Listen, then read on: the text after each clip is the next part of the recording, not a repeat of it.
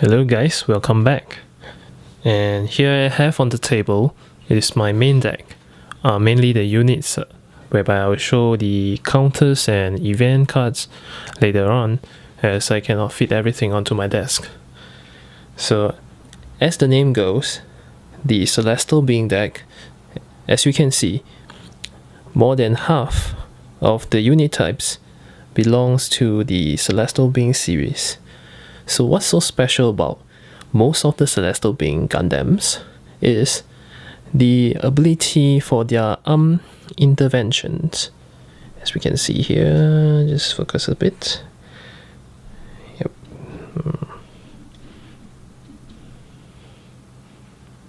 Oops, yeah, can't really focus it. Okay, you can see from the first line there's a Chinese characters and a number behind it. So different Celestial Being units have different interventions. We call it AI levels. So if the level is 2, it means that if your opponent has 2 or more units on the field, it gets 2 colorless cost minus of its total cost. So for first batch Celestial Being like this Axia and Virtue, we see more of AI too, and for Nadale as well, even though it's from the next series. So how this deck goes is we use several small units in the early game, like this Dandelion, which suppresses units from 2 to 4 costs, and it renders them useless if the opponent does not embark those units with any pilots. So it means that they can't move, they can't tap, they can't use special abilities like Bombard, and so on. If I'm not wrong. Yep.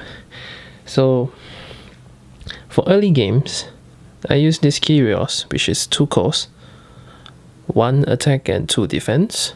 When attacking, it adds 2 attack and 2 defense, which ends up to be 3-4 at 2 costs, which is relatively good and it's worth summoning it. Whereas if by any chance you get Virtue on the field, doesn't matter which Virtue you have, the ability becomes +3/+3 instead. And for the Dandelion, also 2 costs as well. It's 2-1. It has suppression 2 to 4, as mentioned just now. And when you go second in the game, it actually has an added 3 defense, which makes it 2-4. It is relatively hard to kill in early game. So that's how I get through to early game, and we try to we move on to later cost.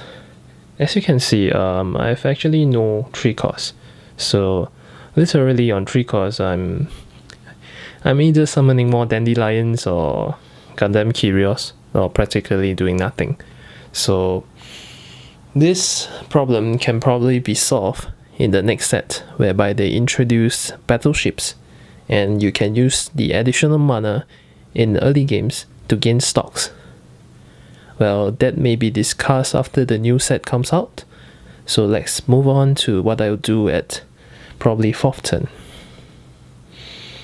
As you can see here, 4th turn for 4 costs, I have the Booster 1 Strike Rouge, which I think is a really nice unit, really good.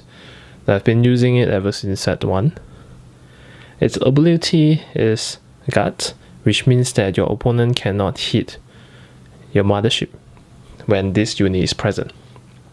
And on top of that, it has the Phase Shift Armor ability. It means whenever Strike Rouge is gonna be destroyed by an effect, attack, or anything that might kill it, instead of killing it, it actually goes into the inactive position. So which means your opponent has to kill it twice in order to completely eliminate it from the field. So at turn 4, it is very useful, and sometimes even in later games, it can even save your ass somehow. Then the other turn 4 that I have for cost is Gundam Nadale. This is typically one of the best cards if you want to wipe off minions off the field. Like your opponent have multiple attackers that has 2 or less defense. When Nadale is deployed into the field, it deals 2 damage to all units that's on the opponent's board. So literally all minions will be killed by this attack. Even if there are some leftovers, Nadale's attack can handle the rest. So moving on to the mid game, this is when if your opponent doesn't trigger your army intervention effect, Exia can come into the field at 5 cost. But of course, to fully utilize what the Celestial Being team deck full effect, it is that you have to embark Setsuna onto this Exia. This is because if you have Setsuna embark on Exia, it actually has an additional effect whereby other Celestial Being Gundams, whenever they attack, it will return Setsuna back into the active position such that the Setsuna embarked Exia can attack again. So if you imagine you have a board full of Celestial Being and your opponent is unable to deal with it, you could probably finish off your opponent within 1 turn. And just for information, each player begins with 30 life points on their mothership. So with Setsuna on board of Exia, oh yeah, another effect that I forgot to mention, Exia during your turn, it actually gain a +2/+2 effect, making it 6-7 without Setsuna and 7-8 with Setsuna. So just do simple math and you can calculate roughly how many times to untap Setsuna to actually kill your opponent. And with the introduction of the dual crew actually deal 1 damage, some dual crew of course, deal 1 damage to the user whenever it is revealed from the crew deck. So plus and minus all of this, you can probably kill your opponent if they allow all your CBs to stay on board. Yep, so and we have this special unit here. It is the Gundam Kimaris from the Iron-Blooded Orphan series. It actually has a first effect, which is Scramble 2. Scramble is an effect that takes place if you start the game second. Scramble 2 means you get 2 colorless costs minus of the total cost. So if I happen to go second, I can actually play Gundam Kimaris at 5 costs. And when Gundam Kimaris is dispatched onto the field, it deals 6 damage, which is pretty hefty, to 1 opponent. And if this effect actually destroys the opponent, Gundam Kimaris as well as other units with Galahorn trait gets +3 attack. So if you imagine 2 Kimaris on the field, you can easily hit up to 16 damage on your next attack. But I'm only running 2 pieces, so I wouldn't think too much into that. But the additional 3 attack makes Gundam Kimaris 8 attack, which is very high. So up next, at 6 cost, I have actually 4 kinds of units that belongs to the 6 cost category. I have the Gundam Barbatos 6 form from the Iron-Blooded Orphan series, Transam Exia, Gundam Virtue, and one of the Gundam Throne, I forgot which one, should be Throne Dre if I'm not wrong.